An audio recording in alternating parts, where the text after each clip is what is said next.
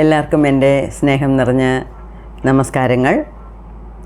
ഇന്ന് നമ്മൾ സദ്ഗുരുവിൻ്റെ കർമ്മ എന്നുള്ള ബുക്കിൻ്റെ റിവ്യൂ ആണ് കണ്ടിന്യൂ ചെയ്യുന്നത്. അപ്പം ഇത് നമ്മുടെ 74ാമത്തെ വീഡിയോ. ഇതിൽ നേരത്തെ പറഞ്ഞതുപോലെ ബുക്കിൻ്റെ പാർട്ട് 2 ആണ് നമ്മൾ നോക്കിക്കൊണ്ടിരിക്കുന്നത്. അപ്പോൾ ഈ പാർട്ട് 2-ൽ അതിൻ്റെതായ ഒരു ഇൻട്രഡക്ഷൻ ഉണ്ടായിരുന്നു, അത് നമ്മൾ നോക്കിക്കഴിഞ്ഞു. അതിന് പിന്നെ കർമ്മയോഗ. അപ്പം കർമ്മയോഗ എന്ന് വെച്ചാൽ എന്തുവാ? അപ്പം കർമ്മയോഗനെ പ്രാക്ടീസ് ചെയ്യുന്നവന് കർമ്മയോഗി എന്നാണ് പറയുന്നത്. അപ്പം കർമ്മയോഗി എന്ന് പറയുമ്പോൾ എങ്ങനെയൊക്കെ ഇരിക്കണം? അപ്പം ഒരു കർമ്മയോഗ എന്നുള്ളതിനെ ഫോളോ ചെയ്യുന്ന ഒരു കർമ്മയോഗിക്ക് വീണ്ടും വീണ്ടും കർമാക്കൾ ഉണ്ടാകുന്നില്ല. അതാണ് അതിൻ്റെ സാരാംശം. രത്നച്ചുരുക്കത്തിൽ പറഞ്ഞാൽ അതാണ്. അതിൻ്റെ വഴികളും കാര്യങ്ങളുമൊക്കെ നമ്മൾ ഡീറ്റെയിൽ ആയിട്ട് കണ്ടു. അപ്പോൾ ഇന്ന് നമ്മൾ ഒരു പുതിയ അധ്യായത്തിലോട്ട് കടക്കുവാണ്. അതായത് ഇത് 7ാമത്തെ അധ്യായം, കർമ്മയോഗ 6ാമത്തെ, ഇത് 7ാമത്തെ. ഈ 7, 8, 9 നമുക്ക് ഒരുപാട് പ്രയോജനം, എല്ലാമേ പ്രയോജനപ്പെടുന്നതാണ്. പക്ഷേ ഇത് നമ്മളുടെ ഡെയിലി ലൈഫിൽ നിത്യകർമാക്കൾ എങ്ങനെ ചെയ്യുന്നു, അപ്പോൾ അതിൽ നെഗറ്റീവ് കർമാക്കൾ വരാതിരിക്കാൻ എന്ത് ചെയ്യാം എന്നുള്ളത് മാത്രമല്ല. അതായത് നമ്മൾ നേരത്തെ കണ്ടു, കർമ്മ എന്ന് പറയുന്നത് നമ്മുടെ ഈ സ്ഥൂല ശരീരത്തിലെയും സൂക്ഷ്മ ശരീരത്തിലും ബാധിപ്പുകളെ ഉണ്ടാക്കും. അപ്പോൾ physical body, mental body, energy body, ഈ 3 ബോഡിയിലും അത് നെഗറ്റീവ് കർമ്മ എന്ന് പറയുന്നാൽ നെഗറ്റീവ് ഇഫക്ട്സിനെ കൊണ്ടുവരും എന്ന് പറഞ്ഞു. അപ്പോൾ ഈ ചാപ്റ്റർ, അതായത് 7ാമത്തെ ചാപ്റ്റർ വന്ന് കർമ്മയോഗ ആൻഡ് ഫിസിക്കൽ ബോഡി, 8ാമത്തെ chapter Karmayoga and mental body, 9ാമത്തെ chapter Karmayoga and energy body.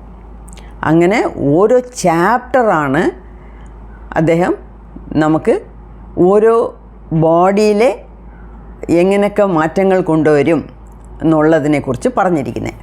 വളരെ ഡീറ്റെയിലായിട്ടാണ് പറഞ്ഞിരിക്കുന്നത്. ഓക്കെ, അപ്പം നമ്മൾ അതിനെക്കുറിച്ച് നോക്കാം. അതായത് നമ്മുടെ ഫിസിക്കൽ ബോഡി, ഈ സ്ഥൂല ശരീരത്തിൽ ഫിസിക്കൽ ബോഡിയിൽ നെഗറ്റീവ് കർമ്മ ഏതൊക്കെ രീതിയിൽ നമ്മളെ ബാധിക്കും എന്നുള്ളതാണ് അതിൻ്റെ ഇഫക്റ്റ്. അത് സദ്ഗുരു എന്താ പറയുന്നതെന്ന് വെച്ചാൽ നമ്മളുടെ ലൈഫ് സ്റ്റൈലിൻ്റെ മാറ്റങ്ങൾ മാത്രമല്ല. ലൈഫ് സ്റ്റൈൽ എന്ന് വെച്ചാൽ ഇപ്പം ഡയബറ്റീസ് കാണുന്നവരെല്ലാം എനിക്ക് ഷുഗറുണ്ട്, അതെന്തോ ഒരു വലിയ ഫാഷനായിട്ടാണ് മാറിയിരിക്കുന്നത്. എനിക്ക് ഷുഗറുണ്ട്, അപ്പോൾ ഡയബറ്റീസ്, പിന്നെ BP, high BP, low BP, thyroid, പിന്നെ ലിവർ പ്രോബ്ലം, കിഡ്നി പ്രോബ്ലം എന്ന് വെച്ചാൽ അങ്ങേയറ്റത്തെ ലെവൽ വരെ പോയിട്ട് ഡയാലിസിസ് ചെയ്യുക. ഇതെല്ലാമേ ഒരു കോമൺ ആയിട്ട് വന്നുകൊണ്ടിരിക്കുക. പണ്ടൊക്കെ ആൾക്കാർ രോഗങ്ങൾ വന്ന് മരിച്ചു. ഈ ചിന്നമ്മ മിക്കവാറും മരിക്കുന്നത് കാരണങ്ങളിൽ ഒന്നായിരുന്നു ചിന്നമ്മ വരുന്നത്, സ്മോൾ പോക്സ്. ഇപ്പോൾ സ്മോൾ പോക്സേ ഇല്ല. അതേപോലെ ട്യൂബർക്ലോസിസ് കൊണ്ട് മരിക്കുന്നവർ, TB കൊണ്ട് മരിച്ചവർ ഒരുപാട് പേരുണ്ട്. പോളിയോ കൊണ്ട് അഫക്റ്റായി കാല് ഇല്ലാതെ കൈയില്ലാതെ മുടന്തനായിട്ടിരുന്ന ആൾക്കാരെല്ലാം ഒരുപാട് പേരെ ഉണ്ടായിരുന്നു. ഇപ്പം നമ്മൾ വാക്സിൻ കണ്ടുപിടിച്ചു, ഇപ്പം അങ്ങനത്തെ ഡിസീസസ് ഒന്നുമില്ല. പക്ഷേ പുതിയ ഡിസീസുകൾ മുളച്ചു വരുന്നു. ഈ പുതിയ ഡിസീസുകളിൽ ഇപ്പം ഞാൻ പറഞ്ഞത് ഈ BP, ലിവർ ഡിസ്ഫങ്ഷൻ, കിഡ്നി മാൽ ഫങ്ഷൻ, ഷുഗർ, ഇതൊക്കെ അതിനൊക്കെ മൊത്തമായിട്ട് ഒരു പേരാണ് life style disease. Life style disease എന്ന് വെച്ചാൽ എന്തുവാ? നമ്മളുടെ ജീവിത ശൈലിയിൽ ഉള്ള മാറ്റങ്ങൾ വന്നതുകൊണ്ട് ആ രീതിയിൽ പല രോഗങ്ങൾ നമുക്ക് വരുന്നു എന്നുള്ളതാണ്. അക്കാലത്ത് ഇപ്പം ഞാൻ എൻ്റെ അമ്മമ്മയെ കണ്ടിട്ടുണ്ട്. അപ്പോഴൊക്കെ പ്ലേറ്റ് എന്നല്ല പറയുന്നത്, പിഞ്ഞാണം എന്നാണ് പറയുന്നത്. അപ്പോൾ പിഞ്ഞാണം എന്ന് വെച്ചാൽ ഇത്രയും വലിയ ഒരു പ്ലേറ്റ്, ഈ കുറച്ച് വക്ക് ഇങ്ങനെ ഇരിക്കും, അതാണ് പിഞ്ഞാണം. ആ പിഞ്ഞാണത്തിൽ കൂമ്പാരമായിട്ട് ചോറ് ഇട്ടുകൊണ്ട് വരും കഴിക്കാൻ.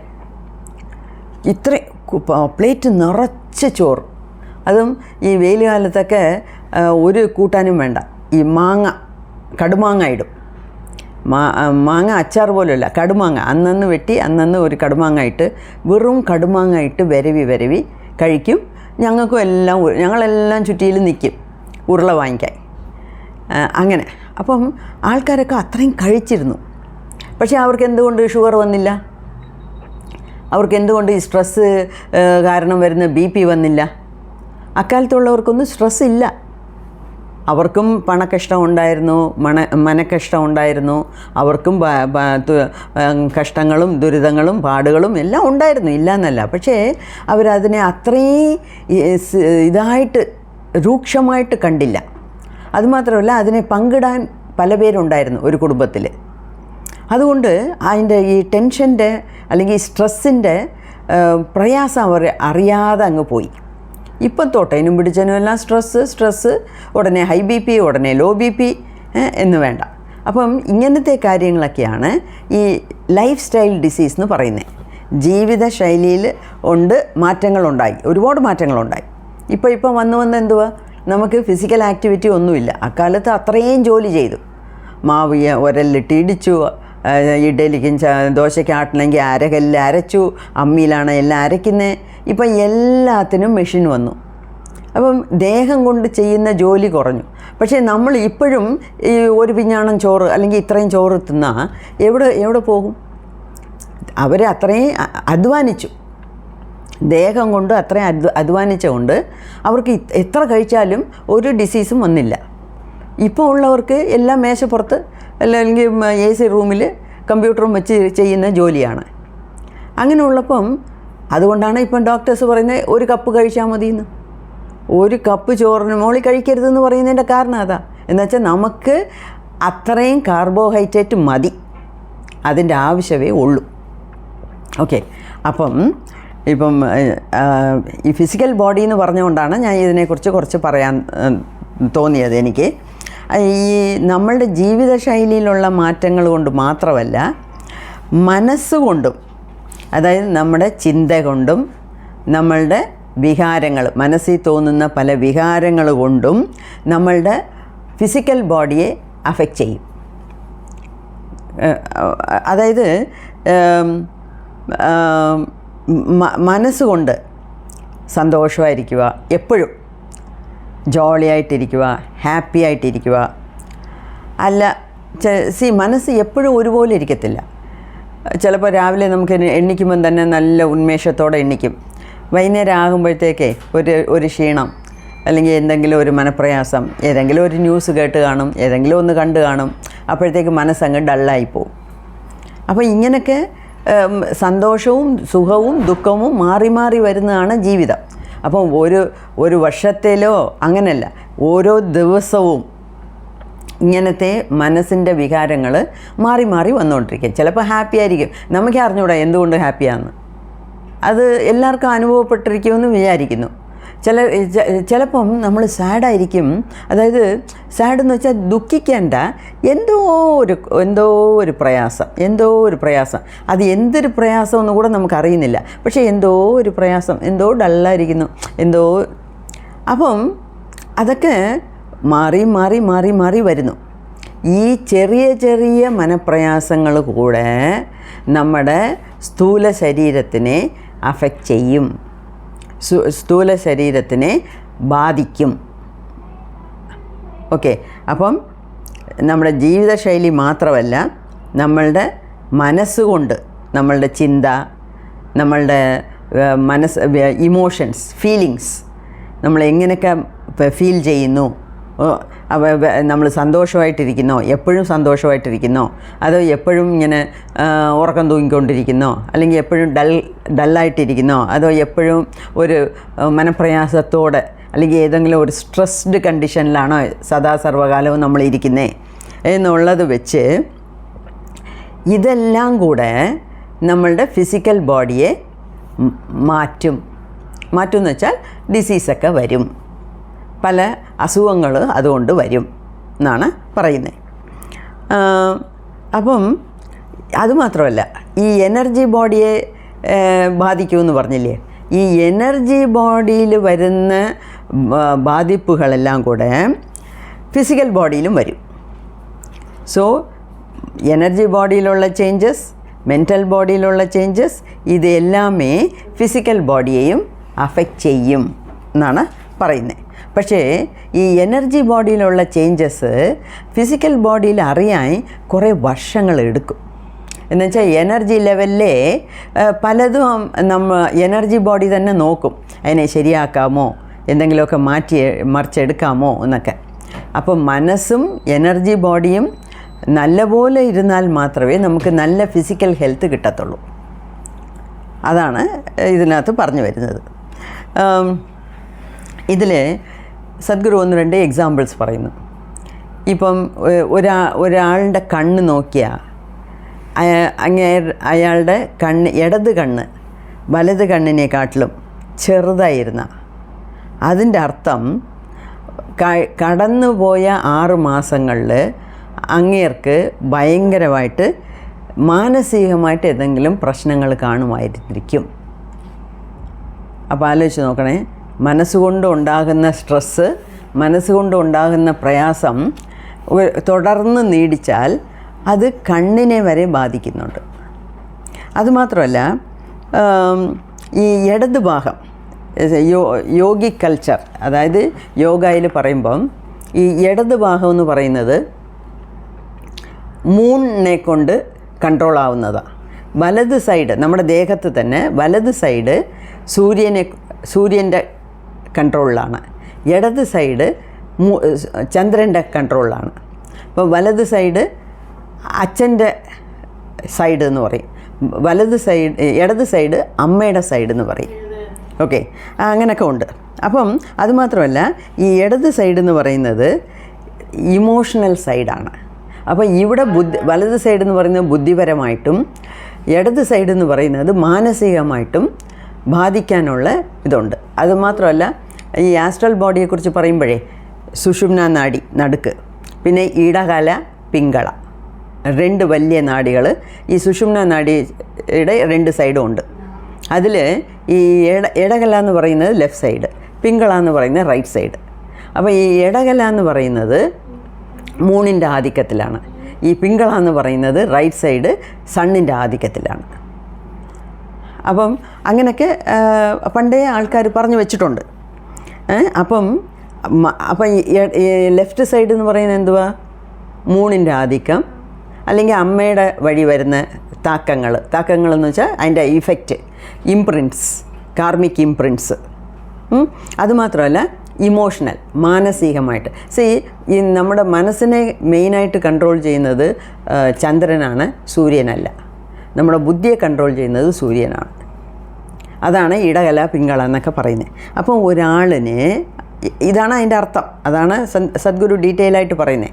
അപ്പം ഒരാൾ മാനസികമായിട്ട്, അതായത് ഇമോഷണലായിട്ട് അയാളുടെ ഫീലിങ്സ് ഒരു 6 മാസമായിട്ട് വലിയ മനപ്രയാസത്തിലിരുന്നെങ്കിൽ അയാളുടെ കണ്ണ് തന്നെ ചെറുതാകും. വലത്തെ കണ്ണിനെക്കാട്ടിലും ഇടത്തെ കണ്ണ് ചെറുതായിരിക്കും. അത് വെച്ചുകൊണ്ട് തന്നെ നമുക്ക് പറയാം എന്ന് വരെ പറയുന്നു. അതുമാത്രമല്ല, ഈ കാർമിക് ഇൻഹെറിറ്റൻസ് ഉണ്ടല്ലോ, അതായത് ഈ കർമ്മ, ഈ നമ്മുടെ ആൻസസ്റ്റേഴ്സ്, പൂർവികരുടെ അടുത്തുനിന്ന് ഇംപ്രിൻ്റായ കർമ്മ നമ്മുടെ സബ് കോൺഷ്യസ് ലെവലിൽ മനസ്സിൽ നിറച്ചുണ്ടല്ലോ. അപ്പോൾ ഈ കാർമിക് ഇൻഹെറിറ്റൻസ്, അതായത് ജീൻസ് വഴി വരുന്ന ഈ കാർമിക് ഇൻഹെറിറ്റൻസ് നമ്മുടെ ദശയിനെയും അകത്തുള്ള ബോണിനെയും കൂടെ അഫക്റ്റ് ചെയ്യും. ഇപ്പം ചിലർക്ക് ഈ മൂക്കിങ്ങനെ വളഞ്ഞിരിക്കും, അല്ലെങ്കിൽ ചിലർക്ക് കൈ ഒരുമാതിരി ഇരിക്കും, ചിലർക്ക് 6 ഫിംഗറായിരിക്കും, 6ാമത്തെ ഫിംഗർ ഇങ്ങനെ വെളിയിൽ നീട്ടിക്കൊണ്ടിരിക്കും. അങ്ങനെ ചെറിയ ചെറിയ മാറ്റങ്ങളിലിരുന്ന് കൈയൊക്കെ ഇങ്ങനെ ചിലപ്പം വളഞ്ഞിരിക്കും. പല പല മാറ്റങ്ങൾ ദേഹത്തിൽ ഈ മസിൽ എന്ന് വെച്ചാൽ ചതയിൽ, സ്കെലിറ്റൽ എന്ന് വെച്ചാൽ ബോൺ എന്ന് വെച്ചാൽ എല്ല്.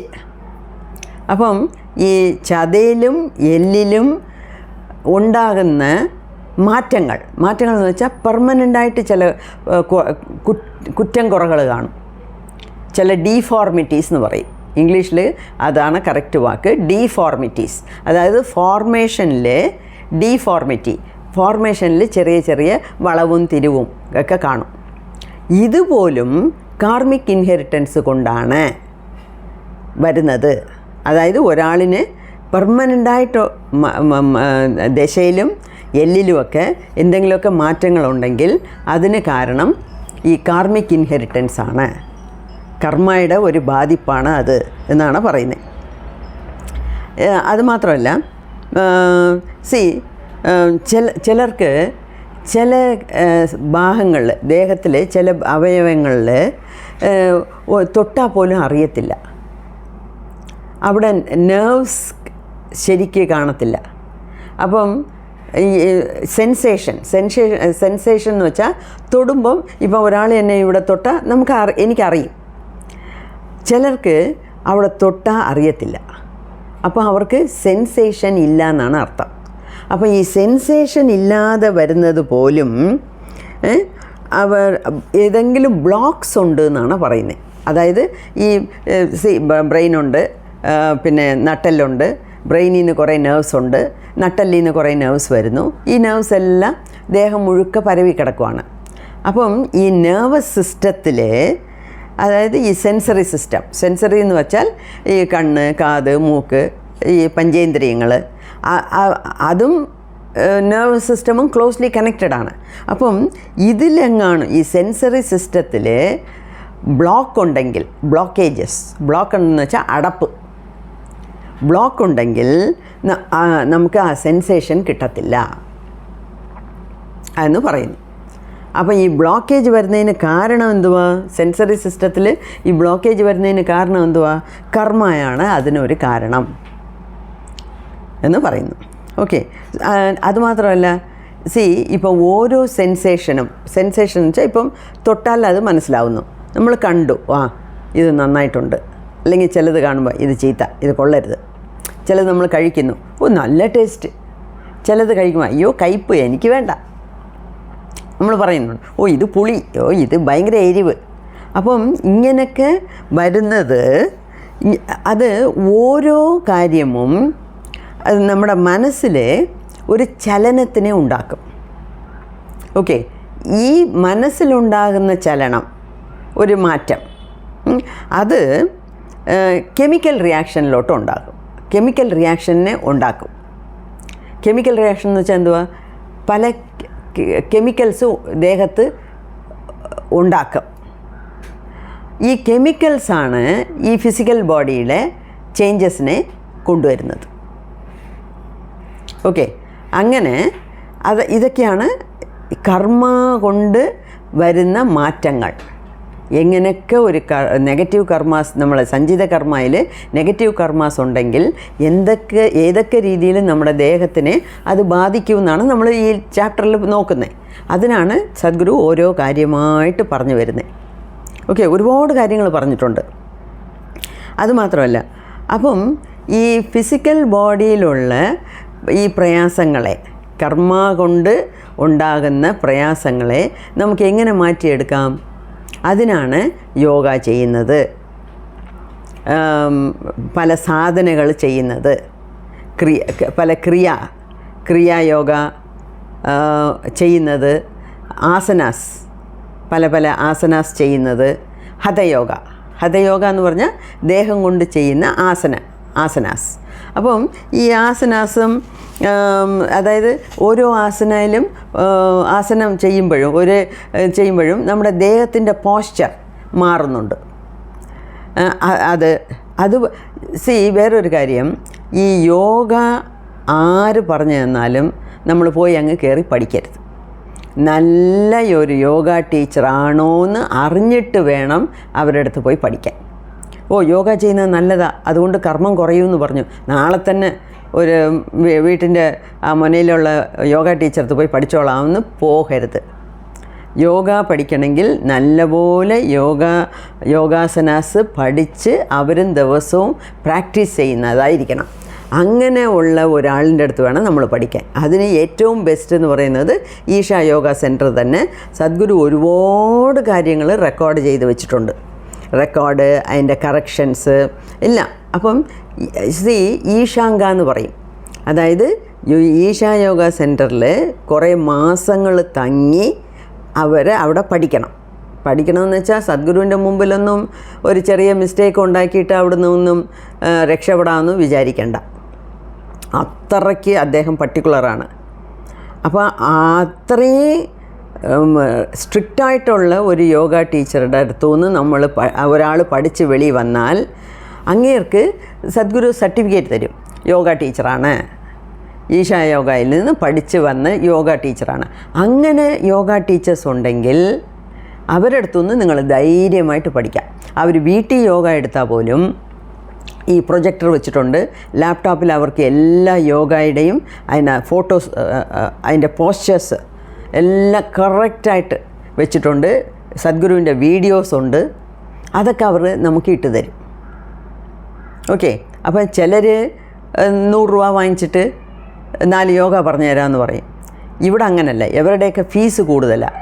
ഇവരുടെ ഫീസ് കൂടുതലാണെന്ന് വെച്ചാൽ ഇവർ ഈശായ്ക്ക് കെട്ടിപ്പഠിക്കുന്നത് ലക്ഷങ്ങളാണ്.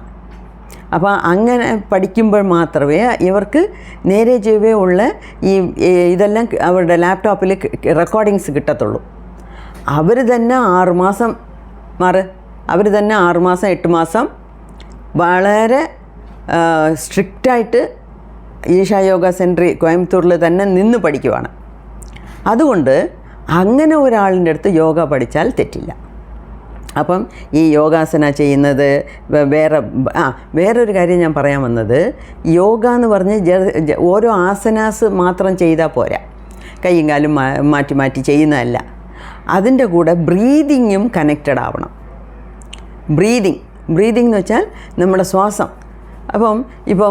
ഇപ്പം കുനിയുമ്പം വെളിശ്വാസം, ഇങ്ങനെ മേളി വരുമ്പം ഉൾശ്വാസം.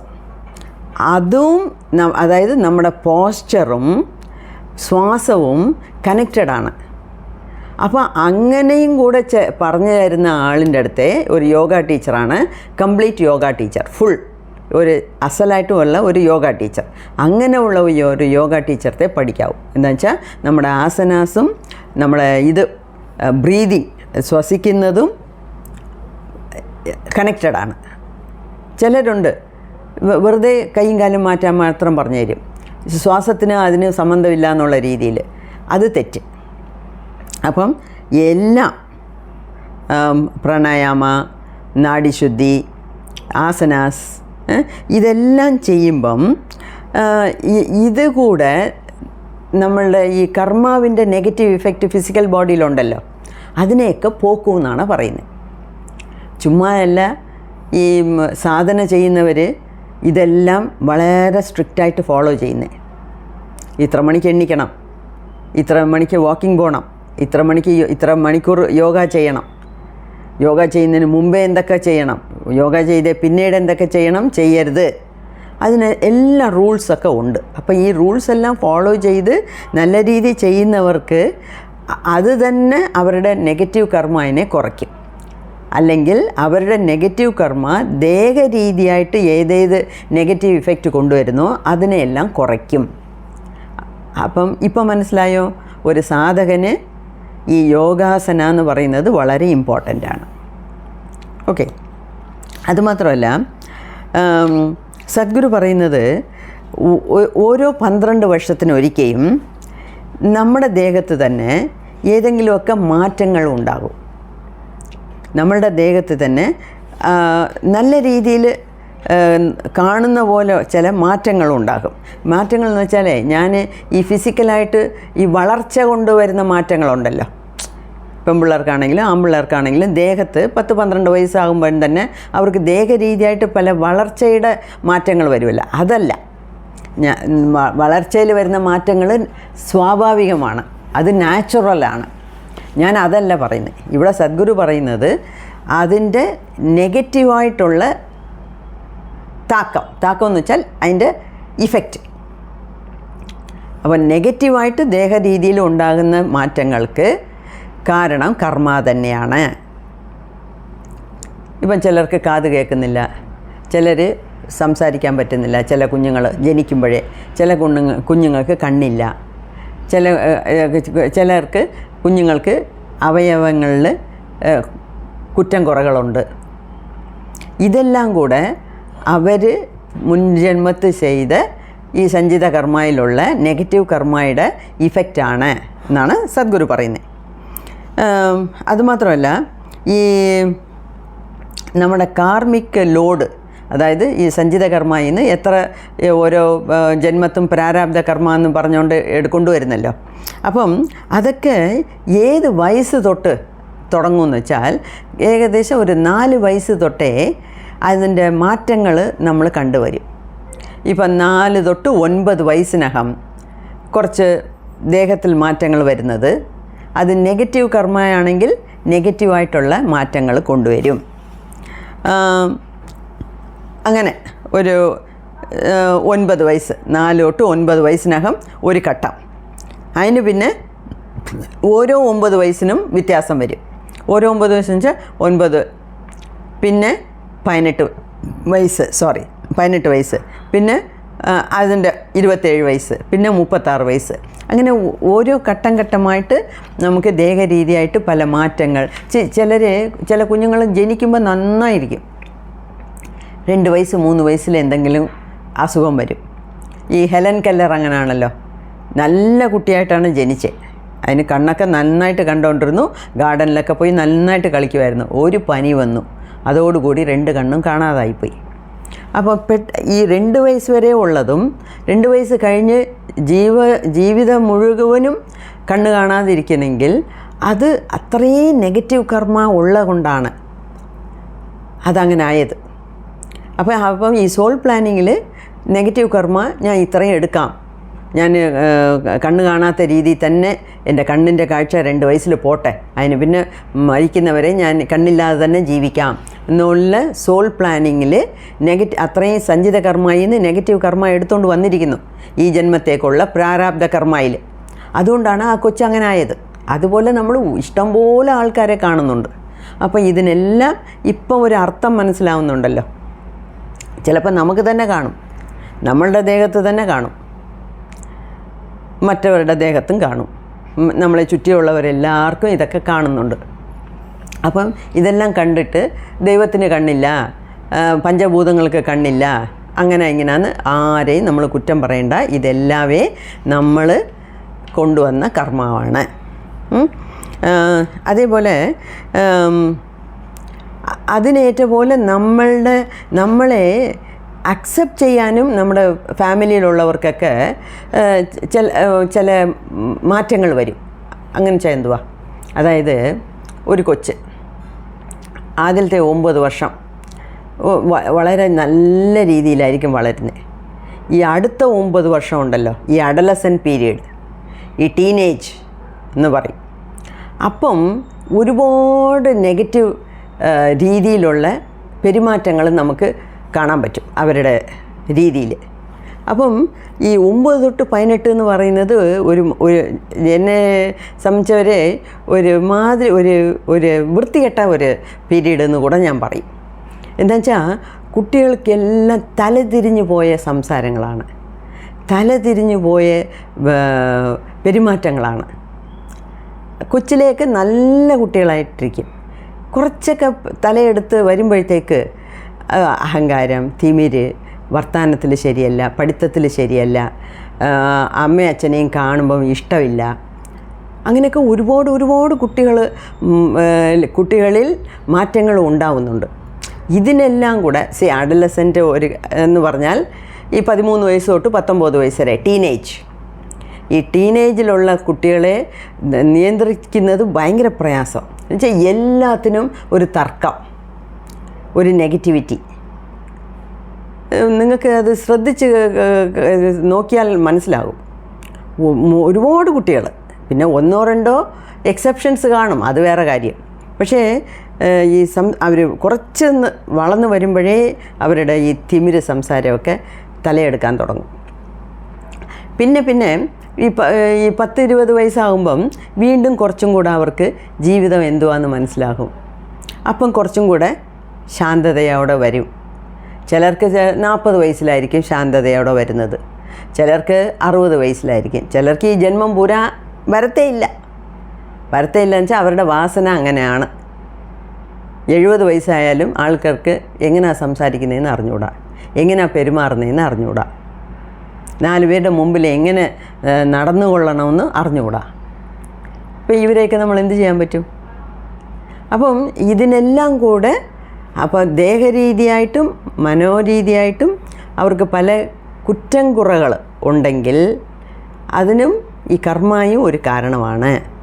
പിന്നെ കർമ്മ ഒരു കാരണമാണ്, അതുകൊണ്ട് ഞാൻ ഇങ്ങനെ ഇരിക്കത്തുള്ളൂ എന്ന് പറഞ്ഞിട്ട് കാര്യമില്ല. നമ്മൾക്ക് ബുദ്ധി തന്നിരിക്കുന്നത് അതിനാണ്. ബുദ്ധി വെച്ച് ചീത്ത കാര്യങ്ങളെല്ലാം മാറ്റിയെടുക്കണം, അതാണ് പറയുന്നത്. അതുമാത്രമല്ല, ഈ നമ്മളെ കൊച്ചുനാളിലെ ഒരുപാട് കർമാക്കളെ കഴിച്ച് കളയാനുള്ള ഹെവി ലോഡ് എടുക്കാൻ അറിയണം. ഇപ്പോൾ ഞാൻ പറഞ്ഞില്ലേ, ചിലർ വീട്ടമ്മമാരാണ്, വീട്ടിൽ തന്നെയാണ് ഇരിക്കുന്നത്, വേറെ ഒരു ജോലിയും ചെയ്യണ്ട, വീട് നോക്കി വീട്ടിനെ നിയന്ത്രിച്ച് കൊണ്ടുപോയാലേ മതി. അതുപോലെ അവർ നേരെ ചൊവ്വേ ചെയ്യത്തില്ല. പാത്രം തേക്കത്തില്ല, തുണി കഴുകത്തില്ല, വീട് തൂക്കത്തില്ല. സദാ സർവ്വകാലം എന്തെങ്കിലും കഴിച്ചിട്ട് ഈ 10 മണിയാകുമ്പോഴത്തേക്ക് അവർ ഫ്രീ ആകും. എന്നുവെച്ചാൽ ഭർത്താവ് ഓഫീസിൽ പോവും, കുട്ടികളെല്ലാം ജോലിക്ക് പോവും, സ്കൂളിൽ പോവും, അല്ലെങ്കിൽ ജോലിക്ക് പോവും. പിന്നെ ഒരു ജോലിയും അവർക്ക് ചെയ്യണ്ട.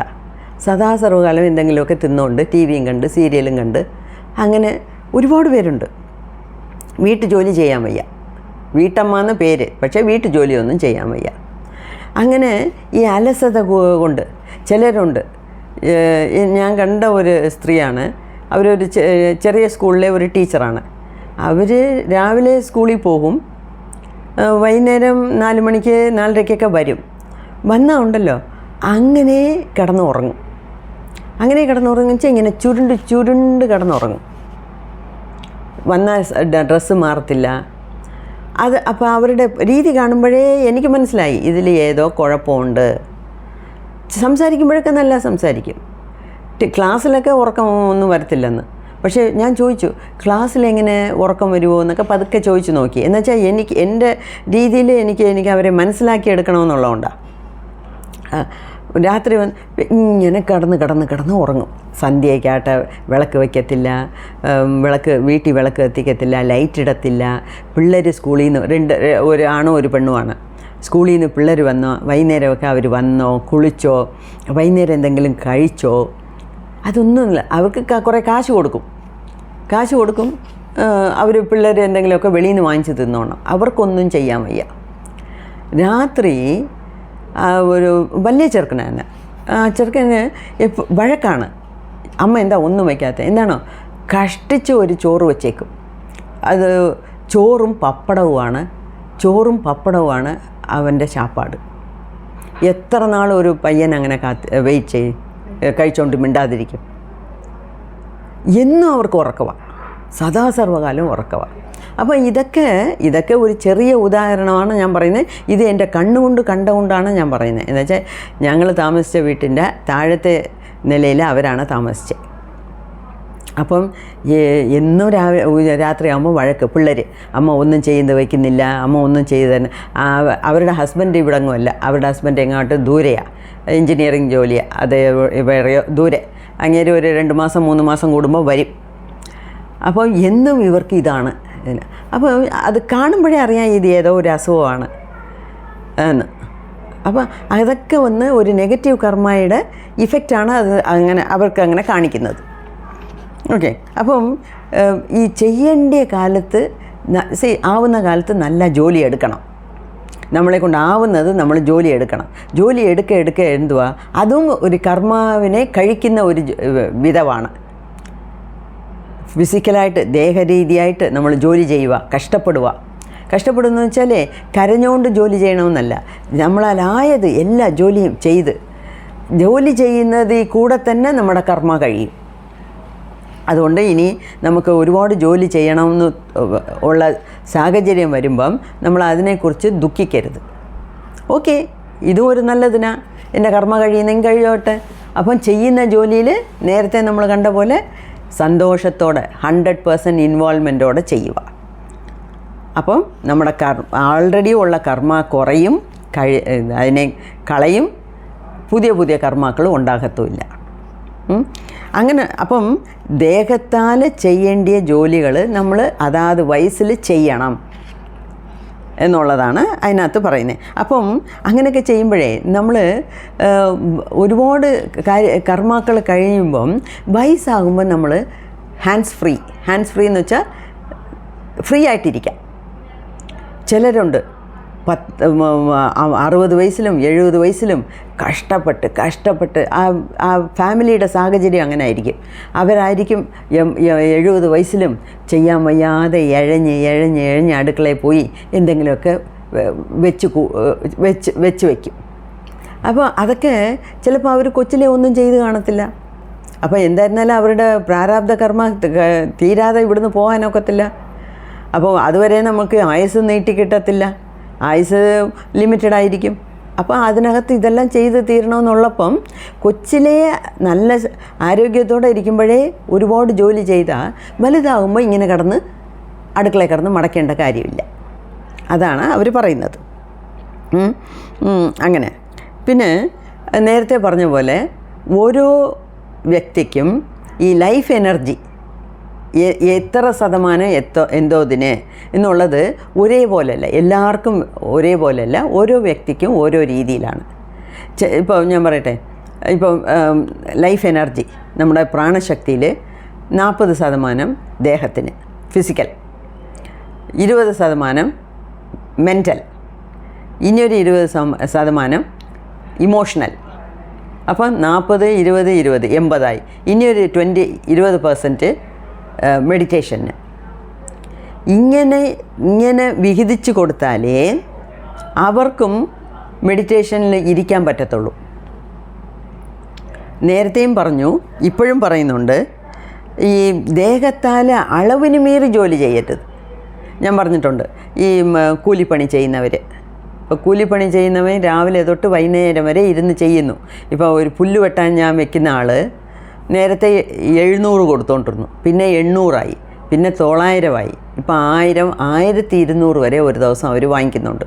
വെറുതെ പുല്ല് വെട്ടാൻ വരുന്ന ആൾ എന്തോ പഠിച്ചിട്ടുണ്ട്? എന്തെങ്കിലും ഡിഗ്രി ഉണ്ടോ? ഒന്നുമില്ല. എന്നിട്ടും അവൻ ഇത്രയും കാശ് വാങ്ങിക്കുന്നു. ഇത്രയും ശമ്പളം പഠിച്ച ആൾക്കാർക്ക് പോലും ഇത്രയും ശമ്പളം കിട്ടുന്നില്ല ഒരു ദിവസത്തെ ദിനക്കൂലി എന്ന് പറയുമ്പോൾ. പക്ഷേ അവർക്ക് എന്തുവാ, ഈ പുല്ല് വെട്ടുന്നവനും ഈ ഇത് കെട്ടിടം കെട്ടാൻ പണിക്ക് പോകുന്നവരും അവർക്കൊക്കെ 30 ദിവസവും അവർക്ക് പണിയില്ല. പണി ഉണ്ടെങ്കിൽ ഉണ്ട്, ഇല്ലെങ്കിൽ ഇല്ല. അതുകൊണ്ടാണ് അവർ ഇത്രയും പൈസ വാങ്ങിക്കുന്നത്. അതുമാത്രമല്ല, ഇത്രയും ഇപ്പോൾ രാവിലെ തൊട്ട് രാത്രി വരെ വൈകുന്നേരം വരെ ജോലി ചെയ്യുന്നു. അവർക്ക് പിന്നെ വീട്ടിൽ പോയാൽ നീ ഇരുന്ന് 2 മണിക്കൂർ മെഡിറ്റേഷൻ എന്ന് പറഞ്ഞാൽ അവരെ കൊണ്ട് പറ്റത്തില്ല. അപ്പം ഇപ്പം എന്തുവാ പറയാൻ വരുന്നതെന്ന് വെച്ചാൽ, ഫിസിക്കലായിട്ട് ദേഹരീതിയായിട്ട് അളവിന് മീറി കിടന്ന് പണിയെടുക്കാനും ആവശ്യമില്ല. ഒന്നുമേ പണി ചെയ്യാതിരുന്നാലും പറ്റില്ല, നല്ലതിനല്ല. ഇപ്പോൾ പണിയൊന്നും ചെയ്യാതെ സദാസർവകാലവും കഴിച്ച് ഇരിക്കുമ്പം അവനെ കൊണ്ട് മെഡിറ്റേഷൻ ചെയ്യാൻ പറ്റുമോ? പറ്റില്ല. അവനും ഉറക്കമാണ്. അപ്പം അതാണ് ബുദ്ധയുടെ മിഡിൽ പാത്ത് എന്ന് പറഞ്ഞേ. ഏതൊന്നും ഒരു അവരവർക്ക് എന്തൊക്കെ ചെയ്യാൻ പറ്റുമോ ആ രീതിയിൽ ചെയ്യണം. ചിലർക്ക് ഇപ്പം കൂലിപ്പണിക്കാരന് ദേഹത്താലേ അവന് പണി ചെയ്യാൻ പറ്റത്തുള്ളൂ. അവനെ ഒരു കമ്പ്യൂട്ടറിന് മുമ്പ് ഇരുത്തി വെച്ച് നീ ടൂൾസ് എടുത്തിട്ട് എനിക്കൊരു ബുക്ക് ഉണ്ടാക്ക് എന്ന് പറഞ്ഞാൽ എന്തെങ്കിലും അവന് പറ്റുമോ? അപ്പം ആർക്കാർക്ക് എന്തൊക്കെ പറഞ്ഞിട്ടുണ്ടോ അത് ചെയ്യണം.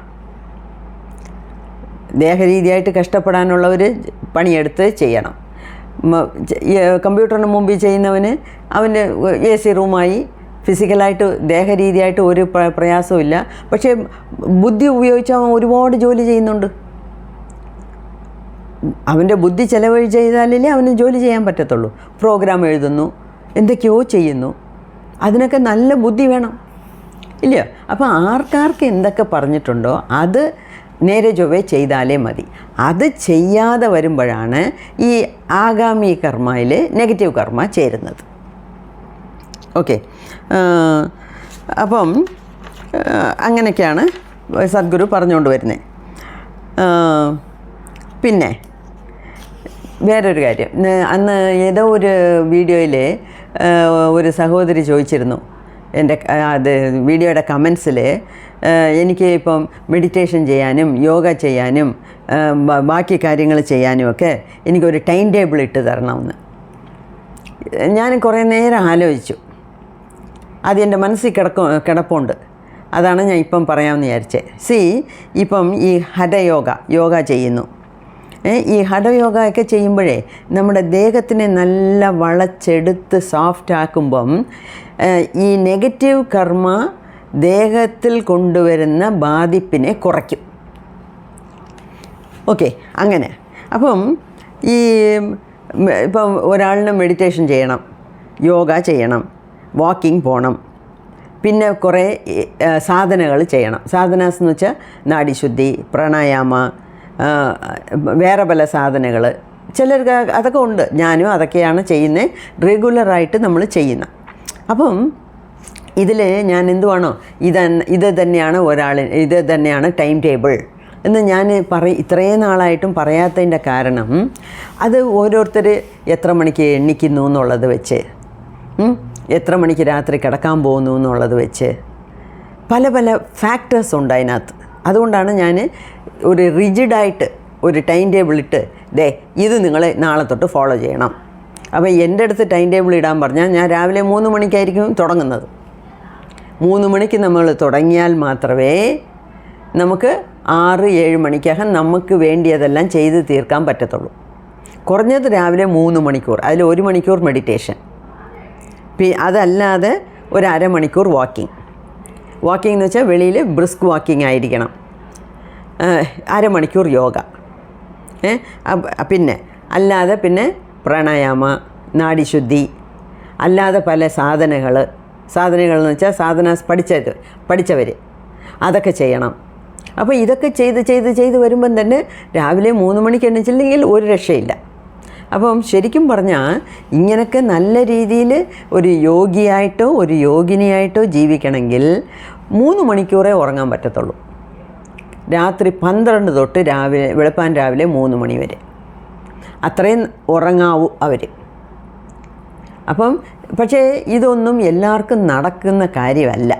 ഇപ്പം ഞാൻ തന്നെ പണ്ടൊക്കെ നേരത്തെ ഈ ഈശാ യോഗ സെൻറ്ററിൽ പോയിക്കൊണ്ടിരുന്നപ്പം സദ്ഗുരുവിൻ്റെ ഇൻഫ്ലുവൻസിൽ സദ്ഗുരു പറയുന്നത് കേട്ട് 3 മണിക്കൊക്കെ അലാറം വെച്ച് എണ്ണിക്കും.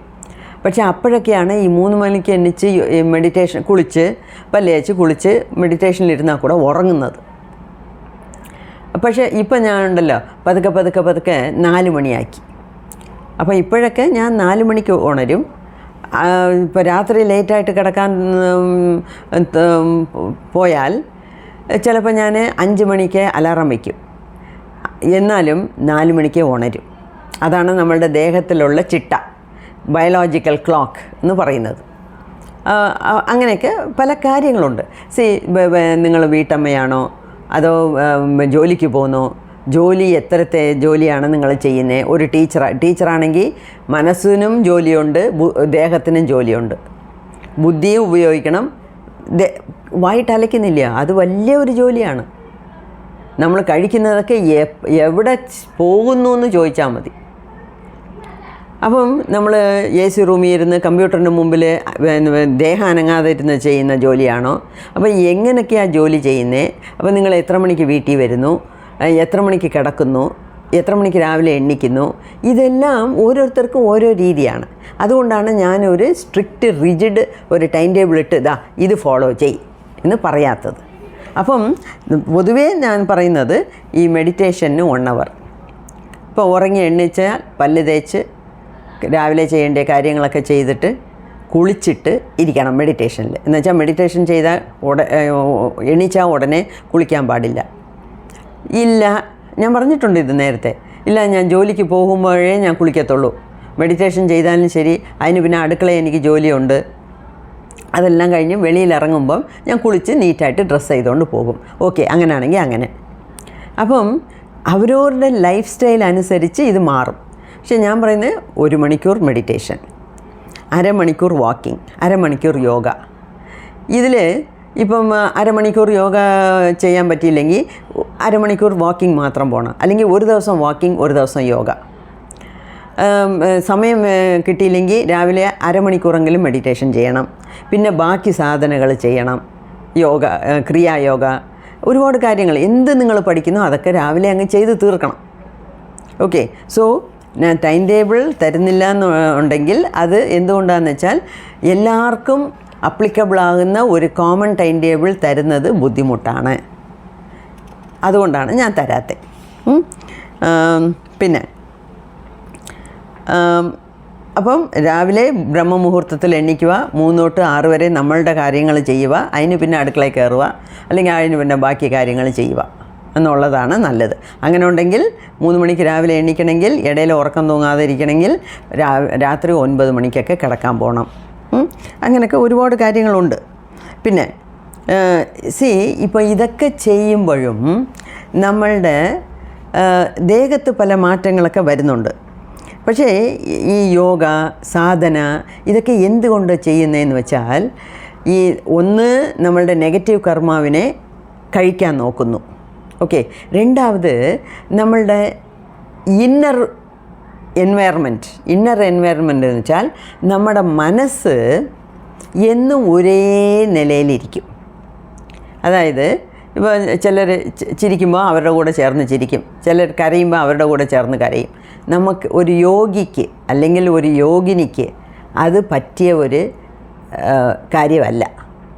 നമ്മൾ എത്ര ചൂടിലിരുന്നാലും, എത്ര തണുപ്പത്തിരുന്നാലും, വലിയ ഒരു കൊട്ടാരത്തിൽ ജീവിച്ചാലും, അല്ലെങ്കിൽ ചെറിയ ഒരു ഓല വേഞ്ഞ് വീട്ടിൽ താമസിച്ചാലും അതൊന്നും നമ്മളെ ബാധിക്കാത്ത രീതിയിൽ നമ്മളുടെ മനസ്സിനെ നല്ല രീതിയിൽ വെച്ചോണം. അതിന് ഈ സാധനങ്ങളൊക്കെ നമുക്ക് ഒരുപാട് സഹായിക്കും. ഈ സാധനങ്ങൾ ചെയ്യുന്നതേ നമ്മളുടെ കർമാവിനെ കുറയ്ക്കാനാണ്. ഓക്കെ, അപ്പം സദ്ഗുരു എന്തോ പറയുന്നതെന്ന് വെച്ചാൽ, ഈ യോഗ ഇങ്ങനത്തെ കാര്യങ്ങളൊക്കെ ചെയ്ത് you have to upgrade yourself, upskill yourself. Upskill എന്നൊക്കെ പറയുമ്പോൾ എന്തുവാ, കൂടുതൽ നമ്മൾ പഠിച്ച് മനസ്സിലാക്കണം, നമ്മളുടെ തരാതരത്തിനെ ഉയർത്തണം.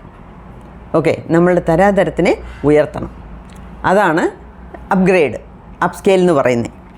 അപ്പോൾ ഇതിനൊക്കെ ചെയ്യുമ്പം ഇതിനൊക്കെയാണ് നമ്മുടെ ഈ യോഗ സാധന ഇതൊക്കെ നമ്മളെ സഹായിക്കുന്നത്. ഓക്കെ, അതുമാത്രമല്ല ഇനിയൊരു കാര്യം, നമ്മുടെ ഈ അൺകോൺഷ്യസ് മൈൻഡ് എന്ന് പറയുന്നത് ഈ കർമ്മയുടെ ഒരു കലവറയാണ്, കർമ്മയുടെ മെമ്മറിയുടെ കലവറയാണ്. അപ്പം അത് ഈ അൺകോൺഷ്യസ് മൈൻഡിലുള്ള മെമ്മറി ഉണ്ടല്ലോ, അത് തന്നെത്താനെ വെളി വന്നുകൊണ്ടിരിക്കും. അതിന് നമ്മുടെ പെർമിഷൻ വേണ്ട, തന്നെത്താനെ വെളി വരും. ഓക്കെ, അപ്പം നമ്മൾ അതിനെയൊക്കെ വളരെ കോൺഷ്യസായിട്ട് ശ്രദ്ധിച്ച് കൈകാര്യം ചെയ്യണം. അതായത് നമ്മുടെ അൺകോൺഷ്യസ് എന്ന് വെച്ചാൽ ഇവിടെ എന്തുവാണോ, ബോധമില്ലാത്ത അബോധ അവസ്ഥയല്ല. അതായത് നമ്മൾ വിചാരിക്കാതെ ഒരുപാട് കാര്യങ്ങൾ നമ്മുടെ ഉള്ളിൽ കിടപ്പുണ്ട്, അത് വെളി വരും, വേറെ ഒന്നുമല്ല. ചിലർ സംസാരിക്കുമ്പോൾ ഉണ്ടല്ലോ, ഇങ്ങനെ കൈ നീട്ടി സംസാരിക്കും, കൈ ചൂണ്ടിക്കാണിച്ച്, നിനക്കെല്ലാം എന്താ പറയുക, അതുപോലും ഒരു ചീത്ത സ്വഭാവമാണ്. ഇപ്പോൾ ഇതൊക്കെ എന്തുകൊണ്ട് വരുന്നതെന്ന് വെച്ചാൽ അതിനെ ഇങ്ങനെയൊക്കെ കൈ കാണിക്കുന്നു, അല്ലെങ്കിൽ ചിലർ ആംഗ്യങ്ങൾ കാണിക്കുന്നു. അതൊക്കെ അങ്ങനെ കാണിക്കുന്നു എന്ന് ബോധപൂർവം അവർക്ക് അറിയുന്നില്ല. അതാണ് അൺകോൺഷ്യസ് എന്ന് പറയുന്നത്. അതായത് നമ്മൾ അറിഞ്ഞ് ചെയ്യുന്നത് വേറെ, അറിയാതെ ഒരുപാട് പേർക്ക് അങ്ങനെയൊക്കെ ഒരുപാട് സ്വഭാവങ്ങളുണ്ട്. അതിന് പേരാണ് ഇംഗ്ലീഷിൽ മാനറിസംസ് എന്ന് പറയും. മാനറിസംസ് എന്ന് വെച്ചാൽ ഇത് കൈ ചൂണ്ടിക്കാണിക്കുന്നത്, എപ്പോൾ നോക്കിയാലും ഇങ്ങനെ സംസാരിക്കുന്നത്, ഇങ്ങനെ ഇതായിട്ട് കൈ ചൂണ്ടിക്കാണിക്കുന്നത്. ചിലരിങ്ങനെ ആയിരിക്കും, നിനക്കെല്ലാം എന്താ അറിയാം, നീ എല്ലാം എന്തുവാ, ഇങ്ങനെ സംസാരിക്കുന്നത്. അങ്ങനെയൊക്കെ ഒരുപാട് നമ്മളെ അറിയാണ്ട് പല കാര്യങ്ങൾ വെളിയിൽ വരുന്നുണ്ട്. അപ്പോൾ അതിനെയൊക്കെ നമുക്ക് നിയന്ത്രിക്കണം. ഇതെല്ലാം എന്തുകൊണ്ട് വരുന്നു എന്ന് വെച്ചാൽ ഇതെല്ലാം കൂടെ നമ്മുടെ പൂർവികത്തിൽ നിന്ന് കിട്ടിയ കർമ്മയുടെ ഇംപ്രിൻറ്റ്സാണ്, പതിഞ്ഞ് കിടക്കുന്ന കാര്യങ്ങളാണ്. സോ അൺകോൺഷ്യസ് മൈൻഡിൽ കുറേ കിടപ്പുണ്ട്, സബ് കോൺഷ്യസ് മൈൻഡിൽ കിടപ്പുണ്ട്. അപ്പോൾ ഇതിനെല്ലാം നമ്മൾ അത് മേളിൽ സർഫേസിൽ വരുമ്പം അതിനെ കോൺഷ്യസായിട്ട് ബുദ്ധിപൂർവം ആലോചിച്ച് ചെയ്യുക. ഇപ്പം ഞാൻ പറഞ്ഞില്ലേ, ഇങ്ങനെ കൈ കാണിച്ച് ചൂണ്ടിക്കാണിച്ച് സംസാരിക്കുന്നു. അങ്ങനെ ഒരു കെട്ട സ്വഭാവം നമുക്ക് ഉണ്ട് എന്ന് അറിഞ്ഞാൽ ഉടനെ അതിനെ മാറ്റണം. നാളെ തൊട്ട് ഞാൻ ആരെയും കൈ ചൂണ്ടി സംസാരിക്കത്തില്ല, നാളെ തൊട്ട് ഞാനിങ്ങനെ ചെയ്യത്തില്ല എന്ന് നമ്മൾ ഒരു പ്രാവശ്യം പറഞ്ഞാലൊന്നും നമുക്കത് മാറത്തില്ല. പലവട്ടം നമ്മൾ പറഞ്ഞ് നമ്മൾക്ക് തന്നെ ഇൻസ്ട്രക്ഷൻ കൊടുത്ത് അതിനെ മാറ്റണം. എന്നാലേ അത് നമ്മളുടെ സ്വഭാവത്തിൽ നിന്ന് മാറത്തുള്ളൂ. എന്നുവെച്ചാൽ ഇത് ഇന്നോ ഇന്നലെയോ നമ്മൾ പഠിച്ചതല്ല, കാലമായിട്ട് ഇത് ആൾക്കാർ ചെയ്തുകൊണ്ട് വരുന്നു. അപ്പോൾ നമുക്കും അത് നമ്മളെ അറിയാണ്ട് വരുന്നു. അതാണ് ഈ അൺകോൺഷ്യസ് മൈൻഡിൽ നിന്ന് വെളിയിൽ വരുന്നു എന്ന് പറയുന്നത്. ഓക്കെ, സോ ഇതൊക്കെയാണ് ഈ ഫിസിക്കൽ ബോഡിയിൽ നടക്കുന്ന കാര്യങ്ങളും ഈ കർമ്മമെന്ന് നമ്മുടെ ഫിസിക്കൽ ബോഡിയെ ഏത് രീതിയിൽ നമ്മളെ അഫക്റ്റ് ചെയ്യുന്നു എന്നുള്ളതിനുള്ള കാര്യങ്ങൾ. ഇത് വന്ന് 7ാമത്തെ ചാപ്റ്ററിൽ ഫസ്റ്റ് ഹാഫ്, 7ാമത്തെ ചാപ്റ്ററിൽ സെക്കൻഡ് ഹാഫ് ഇനിയും കിടപ്പുണ്ട്. അത് അടുത്ത വീഡിയോയിലാവട്ടെ. എല്ലാം കൂടെ ഒരു വീഡിയോയിലാകുമ്പം നമുക്ക് ഓർക്കാനും ഓർത്തിരിക്കാനും എഴുതിയെടുക്കാനും ഒക്കെ പ്രയാസം. അതുകൊണ്ട് അടുത്ത വീഡിയോയിൽ ബാക്കി പറയാം. നന്ദി, നമസ്കാരം.